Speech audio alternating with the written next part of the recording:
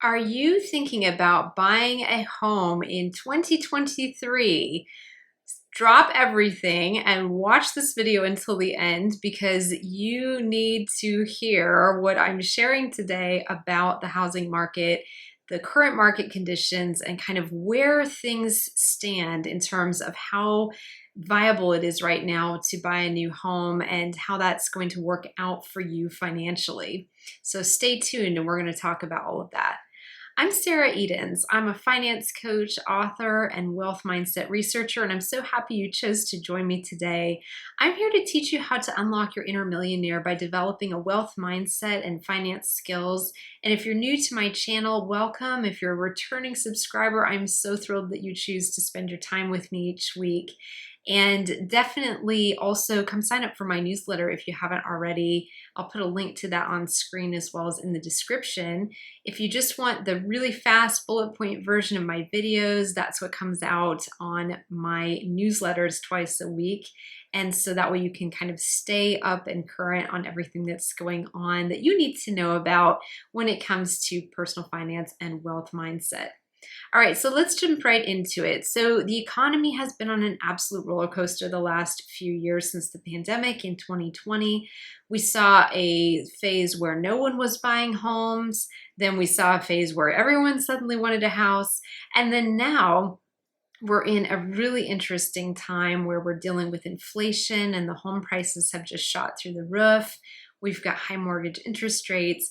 And so you may be wondering, what do I do if I'm looking at buying a house? What do I do? This is such a weird situation. And I must say, it absolutely is. I rented for a very, very long time. My husband and I did because he was in the military. We were moving around constantly and we were waiting to buy because we were just moving too often to make purchasing a home make any sense. But I'll tell you, we were also watching the housing market and back in the 2010s and up into like right into the kind of middle, like around 2015, 16, we were watching the housing market. We're like, surely it's going to come down. It's been on this rise of, home prices continuing to go up so much. Surely there'll be a reset or we'll see something like what happened in 2007, 08, where the home prices really start to come down again and there's deals on the market, right? And so we waited and waited and waited. And we finally purchased our first home in 2018, which I was so thankful that we did because who knew what was going to happen behind that. But I can tell you from having been someone that was sitting there as a tenant, really wanting to get into home ownership and just not being sure when the right time was. There are better times to get into home ownership and there are worse times to get into home ownership. So stay tuned till the end and I'm going to give you my synopsis on that just from my experience of having been in your shoes if you're someone who's renting and really sick of renting, wanting to get into the housing market, but just not being sure if now is the time. I've got my summary for you at the end. So the first thing to be aware of if you're looking at buying a home in 2023 is that there may not be much on the market in your area, and particularly for more affordable homes, townhomes, condos, things like that, anything that might be available for a first-time home buyer, a young couple, if you're looking to start out on your own and just want to have your own home and start to build equity that way. There's very little inventory on the market right now. It's a historic lows. So when they talk about housing inventory, what they mean is how many homes are for sale on the market on a rolling basis month to month. And so we are at about half our normal levels of homes on the market right now compared to normal averages for this time of year. And it's been very low for most of the last 6 months. And so that just means that there's just not that much available for you to choose from. And that the other people, if there are other people who are looking for affordable homes right now, are going to come in and it's going to be a very pressure-filled situation. If you have a buyer who's coming in with cash, you won't stand a chance because the seller will just sell to buyers with cash preferentially just because it's easier for them. And so you may end up in a situation where it's just very tense and very stressful because you're not in a situation where, ideally you have a lot on the market in your area and your price range to choose from, and it's not this kind of nail-biting, stressful experience. So it really depends on what market you're in. Maybe in your market, there is more available on the market in the more affordable housing sector right now. Maybe there's not. I know where I am, there's nothing in the affordable housing sector. Where we are, mostly what I'm seeing is the homes that are about 900,000, 800,000 and up are the ones that are just not budging. People will list them, and I'll be watching them on Zillow. And Zillow, by the way, I'll link to it in the description. Zillow is the number one best way to kind of keep your fingers on the pulse of the housing market in the area that you're looking at buying in. So definitely you can pull that up. It has all kinds of great search tools, and you can set up a perimeter or a map of what area you want to track homes that come up for sale in. And then you can also see kind of what's selling and what's not. What I'm seeing here is there's nothing on the market at all that's available, in any kind of, normal price point that most people are going to be shopping in. And then the luxury homes are going for 800, 900 million, 2 million, and so forth. They're just sitting there because it's such a small pool of buyers who are even eligible to afford those homes, that then they're just kind of sitting on the market. So I feel like if we're looking at half of the normal inventory right now, and then if you consider that a lot of those are luxury homes that people might be selling because maybe they really, sort of could afford it before inflation kicked off, and now maybe it's getting hard for them to afford it. So they're needing to offload that home to someone else and get into something more affordable themselves, or whatever reason that they have their home on the market. But that is accounting for some of those homes. So it's like, yes, there's housing inventory, but out of those, how many are in your price point and your budget that you're shopping for? So that's the number one thing to be aware of, is that low housing inventory. Number two is that mortgage interest rates are at their highest point in 22 years. So we have not seen mortgage interest rates this high in a very long time. So right now they're hovering right around 7%. And it's really something else. That what it means with mortgage interest rates is that when you borrow money to buy your house, the bank's going to charge you, say, 7% on your loan. So if you're taking out a $200,000 mortgage and you have to pay 7% on that, that is a lot of money that you'll be paying to the bank in interest over the life of that loan. And it just makes it basically as the interest rates go up and get higher, it means that you can afford less house, if you want to think about it that way, because then your payments are higher. The cost to you of owning that home is greater and greater. So that's kind of the situation that it's in right now.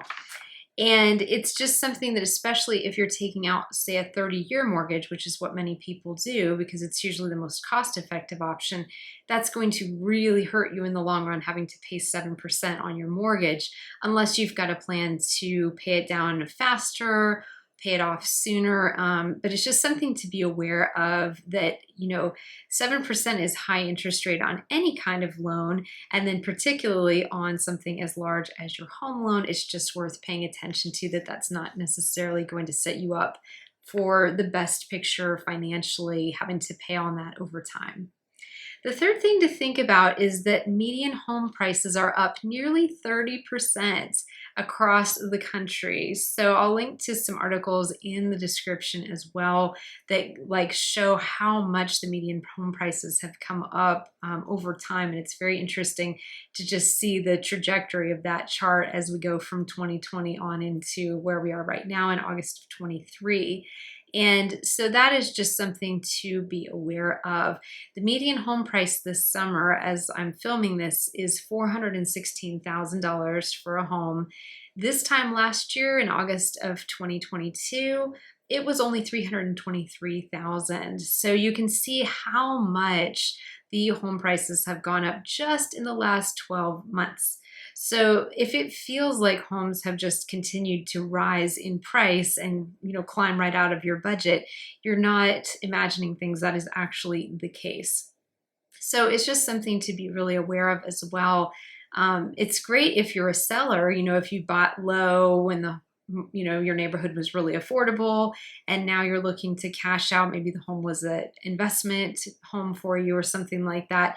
It's an ideal climate for sellers. However, if you're a buyer, not so ideal, because you'll end up basically overpaying for your home relative to even what it cost 12 months ago. So the housing markets in many parts of the country has just been booming for the last 5 years, but this is just unparalleled in terms of how much the home prices have come up. And it's really gotten to the point that between home prices going up so much and those high mortgage interest rates, like we were just talking about, that it's really starting to scare people off from shopping for homes at all right now, because of just the basic math of having to overpay on a house and then overpay for a very long time on the mortgage on your home. It just starts to make renting or staying in your current home and just remodeling start to look pretty good. So I imagine home remodelers will be doing booming business out of this until this whole inflationary cycle that we're in right now is over and starts to come down. So we shall see how that goes.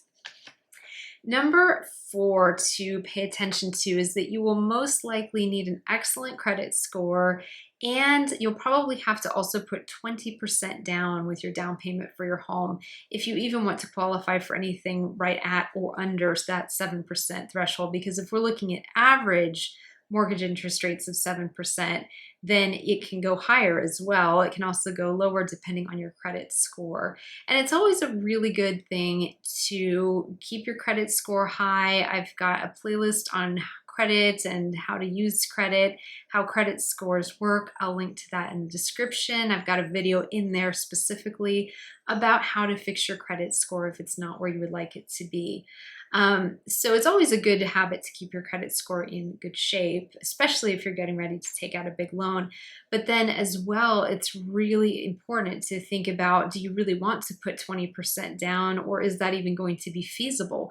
With home prices having come up so much over the last year, you're looking at having to put a sizable chunk of cash down just to purchase the home. And in the past, people were getting away with having very little that they had to put down on their homes because banks hadn't tightened up lending quite the same way, and there was a lot of demand for loans. So people were not having to put very much down at all.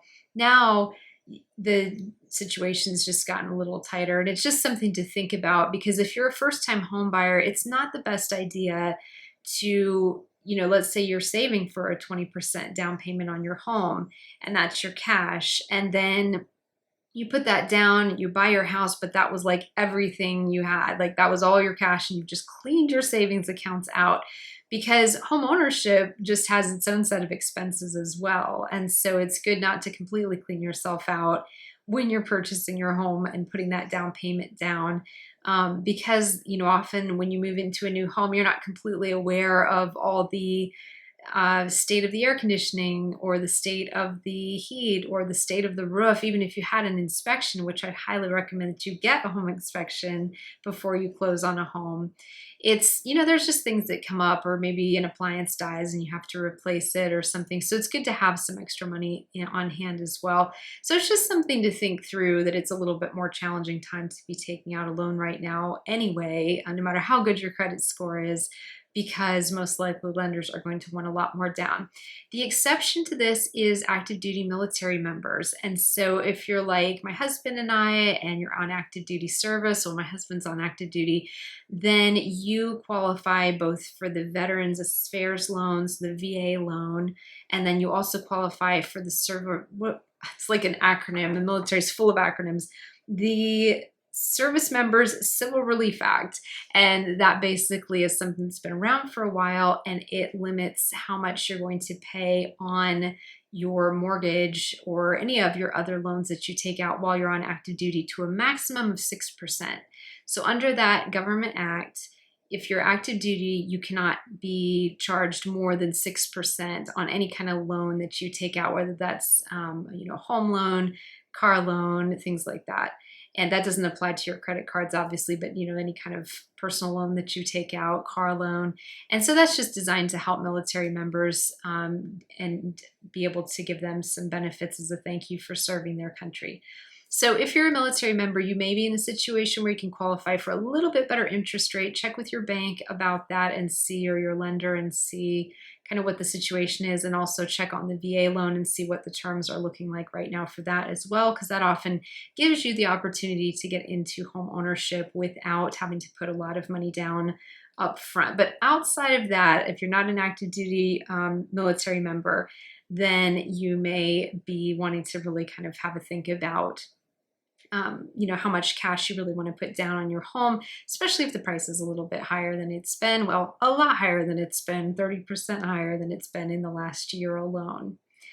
All right, so I promised you that I would give you my synopsis about this whole situation. So honestly, looking at all of these things that we've just talked through, I would not buy a home in 2023. And this is just my personal opinion. So you do what's best for you. You know your situation best. You know what's right for you. But me personally, I would wait and I would just be patient, because the housing market is just constantly full of fluctuations historically. And so I know for myself, just since I kind of graduated from college and started looking at home ownership, it's really been a wild ride. It has been just a lot of ups and downs. And then it really depends on what market you're in as well. So maybe your housing market, there's a lot of availability. It really, really depends on your area. So you do what's best for you. As usual, take whatever's helpful about my videos and just leave the rest.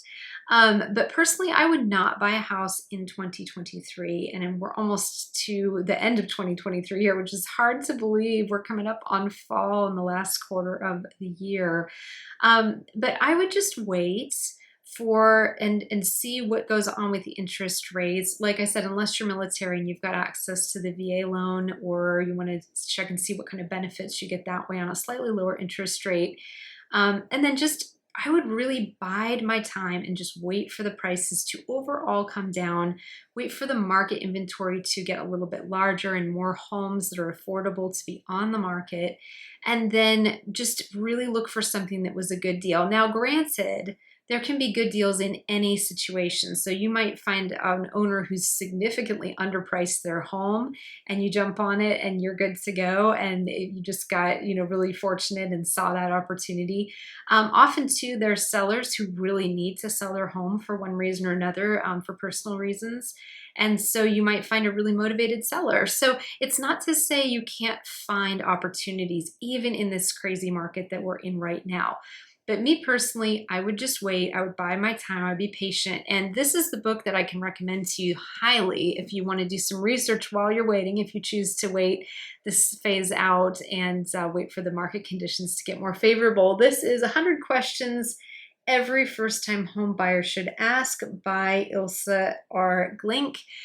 I think there's a more recent edition of this, and I will link to this in the description. And she is really, really knowledgeable in guiding you through the process of everything that you want to think about ahead of the home buying process, when you're applying for your mortgage, what to look for in a home inspections. I think I underlined like every single page in that book when I was doing my research on my homework for buying our first home, and it was really helpful. I felt much more prepared going into the home buying process having read that book. So I can highly recommend that if you're just wanting something to do while you're waiting, because it can just seem really frustrating when the market just went completely haywire. Really, since 2020, it's just been on a roll of ups and downs, and mostly climbing prices. And so it can be really frustrating. But while we don't have any control over the economy or what happens with the housing market, we do have control over how prepared we are when we do decide to get into the housing market. And also we have control over how our mindset is about these things. So rather than feeling out of control or really feeling frustrated, you can just focus on being prepared, watching for good deals. You can get on Zillow and set up your search kind of maps in the areas that you're searching for a home, and just kind of really familiarize yourself with the housing market. And it's not to say too that now's not a good time to talk to a realtor, because I would imagine the realtors are probably not very busy right now, and that's probably very difficult for them. But it's a great time to track down the realtor you'd like to work with, or interview a couple of realtors and just get your ducks in a row. And then as you spot an opportunity or as conditions change, you'll be prepared at that point to jump in and become a homeowner or move if you're needing to move to another area or whatnot. Whatever your reasons are for getting into the housing market, you'll just be very prepared and very organized, and also figure out how much do you want for your down payment, or how much are you going to need for your down payment. There's how much we'd like to put down, and then there's how much the bank requires or the lender requires. So you can even start talking to your bank about those terms and conditions on those. Talk to mortgage brokers that you might want to work with. So if you're thinking about buying a home, and this was something I learned when I went through the process when we bought our first home 5 years ago, the more prepared you are going in, the smoother it will go. And I was so prepared by the time I got to closing that it just really wasn't that stressful for me, because I'd just been doing so much prep work kind of behind the scenes. And I was very fortunate to get a wonderful realtor and a wonderful mortgage broker to work with. And we had a wonderful group at closing. So we were very, very fortunate to have a great team supporting us. So if you can do your homework, find your team, then it's just a matter of finding your house. And if you can build relationships with realtors in the area, they'll know about things even before it comes on the market. And so you can take advantage of their insider knowledge as well, and their expertise in the area that you're looking at buying in. And that can be very, very helpful too. Realtors are a great resource because they just really know the area better than almost anyone. So that's my thoughts for you on that. I have no crystal ball, but if it was me personally, I would not buy a house in 2023. And I'm curious to see where market conditions go. And I will definitely do more videos like this if you're interested, in terms of, talking about if you're a first-time home buyer, you're a hopeful first-time home buyer, but you're wanting to do your homework and your research now. I'm happy to make more videos on that. I have a whole playlist here on YouTube. If you are a first-time home buyer, I will link to that in the description as well. Thank you so much for joining me and for being here until the very end, and I will see you again soon in my next video.